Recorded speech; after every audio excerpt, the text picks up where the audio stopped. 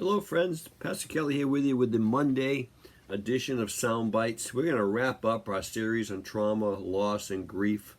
Say what? We're going to wrap it up today and start a whole new series on Wednesday entitled The Graceful Life. What does it mean to live the graceful life? We'll say that more on Wednesday, but let's get through our 4 minutes here first. So, concluding thoughts.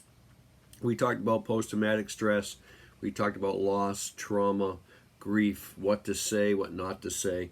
Just some closing thoughts. If you've suffered a great loss in your life or trauma in your life, find somebody to talk to if you can.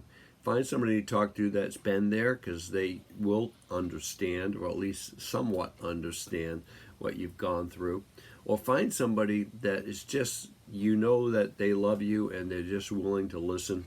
Because I found with me, I found some people who hadn't gone through loss like I went through, but they just listened, and I could be myself, I could be vulnerable, I could talk about my daughter and not have them get squeamish and want to change the subject real quick and things like that. And they just would listen, and they would let me talk, and I found that to be very helpful.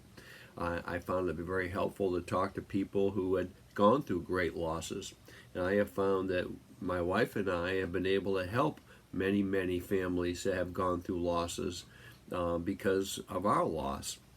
We can finish their sentences. We know exactly how they feel, and they have found that very helpful and very beneficial for them too. So if you are trying to minister to somebody that has gone through a great loss, you don't really have to say anything outside of just be available to them, and point them to somebody, maybe help them. And then there's some practical things you can do too. I know when we lost our daughter, we had 3 months of meals, and some people wouldn't make meals; they just bring us gift cards and stuff, because life for the person who didn't go through the loss or the trauma, that sort of just goes on. I mean, it's our loss. I always say this to my wife: it's our loss. I don't expect other people to live our loss with us. It's our loss. But if I'm one of the people in the life circle of those who have gone through that loss, just be aware of this. Even little tasks like cleaning a home or doing the laundry or taking the other kids away for a little while or getting a gift card here or there, it goes a million miles.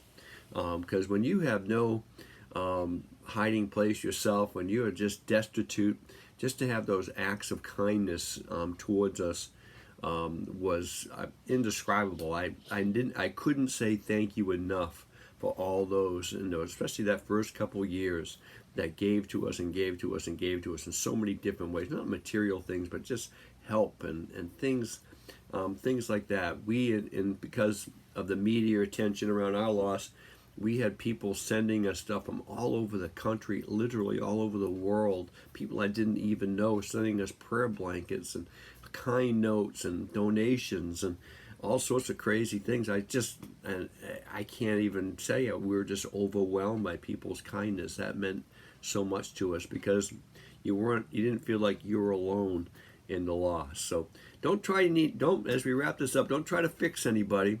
Just let them process it through. Let God process it through with them. Love them through it. Be silent if you have to. Point them if you have to. If you've suffered the loss, go find somebody you can just spill your guts out to, and instead of trying to stuff it down. You're not alone. There's others out there that have suffered and have losses. Might not be like yours, but they have gone through it, and maybe they can help you on that journey. God bless you all. I hope this series has been helpful to you, and we'll see you Wednesday.